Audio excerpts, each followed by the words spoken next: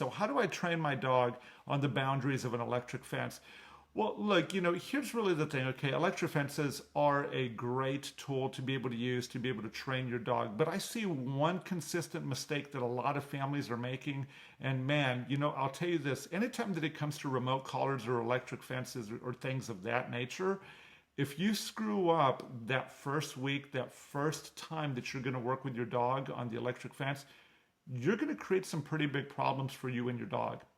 So here's the thing, okay? If you're one of those families that you do have to use an electric fence, you've had the installer come out, they've put it out there onto your property.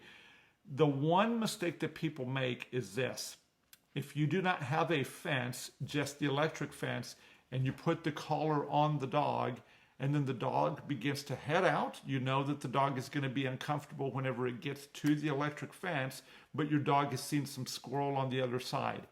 So if your dog sees that squirrel, the electric fence is not on yet, and the dog begins to run, your dog's going to dump adrenaline before the electric fence actually turns on. Once the dog gets to the electric fence, it's going to feel it, and the dog's going to be like, oh my gosh, how do I turn this off? It is entirely possible that your dog is going to think, I'm just going to try to run as fast as I possibly can.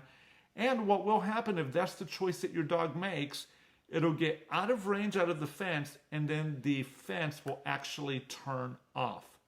If the fence turns off, that will send a very powerful signal to your dog's brain to tell it that this is what it should do to turn the fence off.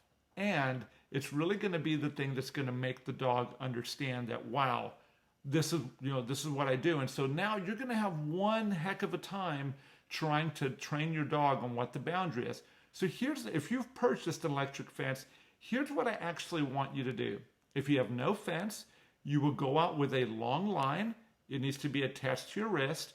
And you need the dog to approach the electric fence, maybe even to begin to bolt to get away. When the dog feels the fence, it is your job at that point to use the leash to pull the dog back to turn it around, because when the dog turns around, it still feels the fence, but then once it comes back into your yard, guess what's going to happen? It's going to turn off, and it's going to make a very, very powerful memory for your dog, and it could potentially save your dog's life if you do that, okay? So look, they're very powerful tools. I don't recommend an electric fence for the vast majority of us, okay?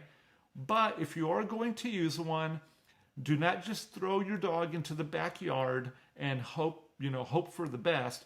You need to have a plan for teaching your dog that the way you turn the fence off is by turning around and by coming all the way back. Any of these really powerful tools, okay? These invisible tools like a remote collar, like an invisible fence, heck, even a clicker, you need to show your dog, what do I do with this thing?